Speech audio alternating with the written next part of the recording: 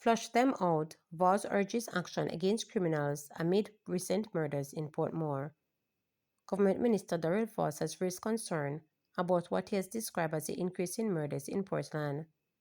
Voss, who is also Member of Parliament for Western Portland, was addressing Jamaica's Labour Party supporters at an Era Council 2 meeting on Sunday at Links Park in Buff Bay in the parish. Voss argued that persons with criminal intent are entering the parish to disrupt what he described as the peace being enjoyed by law-abiding citizens. I am very upset in relation to the upsurge in crime in Portland. We are not accustomed to drive-by shootings, and we have seen 2 in the last few days, Voss noted. We've been accustomed to being in the safest parish for decades, and we have lost that position. I want to commend the Commissioner of Police Kevin Blake and the Minister of National Security Dr. Horace Strong, because we had the lowest rate in murders in February in 25 years, and you can see the work that is being done, he added. Voss, who is also Minister of Science, Energy, Telecommunications and Transport, questioned what has changed in the past months that has led to the increase in murders. I have been the Member of Parliament from 2007 to 2025, and everything remains calm. My wife, MP Anne-Marie Voss, has been there from 2019 to 2025, 6 years.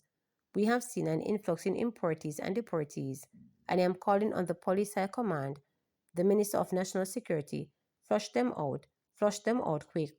No matter who they are or who they represent, we are not going to tolerate it, and I can tell you that I will be on it from now until we restore Portland to its original state of peace and safety, Voss concluded. Since the start of 2025, 5 murders have been committed in Portland Police Division when compared to 2 during the corresponding period last year. There were 13 reported murders during the entire year of 2024.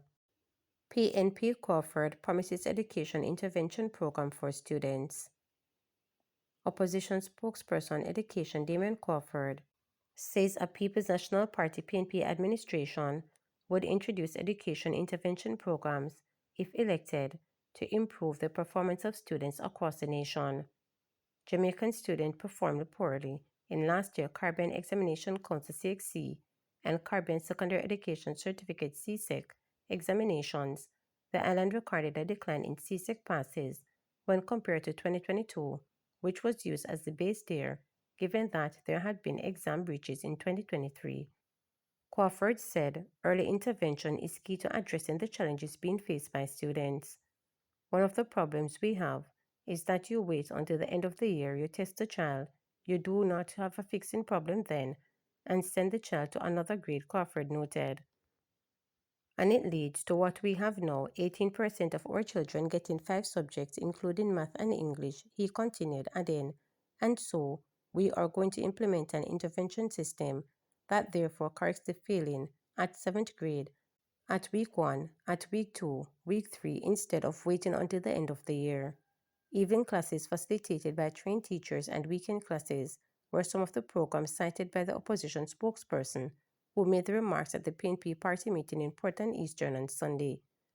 The PNP representative for Portland Eastern is attorney Isis Buchanan, who will face off with the Jamaica Labour Party incumbent Anne-Marie Voss for the seat in the upcoming general election. Crawford, who had contested the seat against Voss in by-election in 2019, will be the PNP standard-bearer in St. Catherine Northwest at the next polls. PNP says government is better equipped to withstand future crises in health. Prime Minister Andrew Holness says the government is better equipped to withstand future health crises. He made this statement during the unveiling of a monument to honor healthcare workers who died during the COVID-19 pandemic. Mr. Holness stressed that the lessons learned from the pandemic have driven substantial investment in infrastructure, workplace development and resilience building within the health sector. The Prime Minister added that the government is dedicated to strengthening Jamaica's healthcare system and supporting medical professionals. The pandemic exposed vulnerabilities that we have since worked tirelessly to address. And because of the difficult but necessary economic reforms we have undertaken, Jamaica is now better prepared for future shocks, whether it is another pandemic a natural disaster or a global economic downturn. Today, our healthcare sector is stronger. It is stronger in terms of the infrastructure. It is stronger in terms of the number of professionals that we have. We still need to pay some attention to remuneration and care.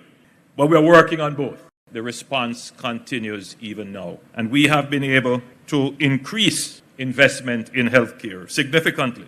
When Minister Tufton comes to speak in the sectoral debate, I'm sure that he will outline the massive investments that we have made, in addition to new plans and in addition to plans to increase the care and heart in healthcare. This means that the next time Jamaica faces a crisis, and there will be another crisis, we just don't know what it is going to be or when it will be, but whenever it is, we are in a better position to respond to crises. It is out of a commitment to strengthening the healthcare system and to strengthen the healthcare workforce that we launched the Dr. Barry Wint Memorial Scholarship in 2024. It ensures that we are building a robust pipeline of professionals dedicated to service in the health sector.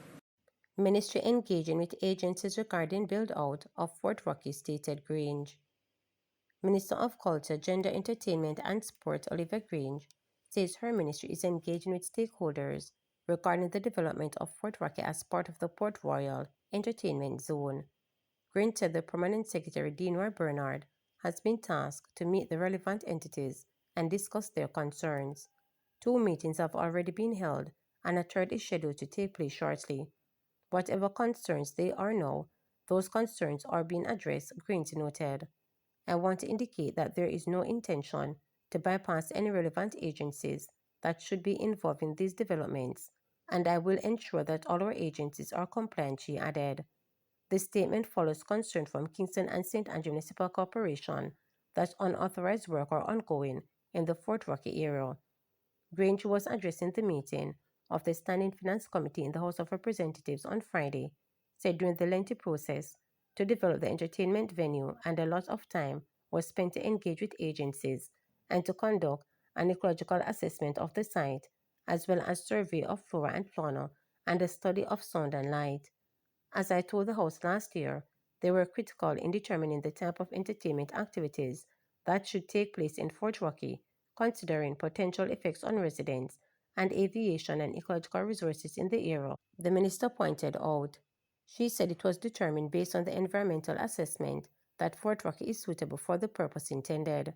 She informed that the Jamaica National Heritage Trust, JNHT, is now finalizing an important phase of the work at the site.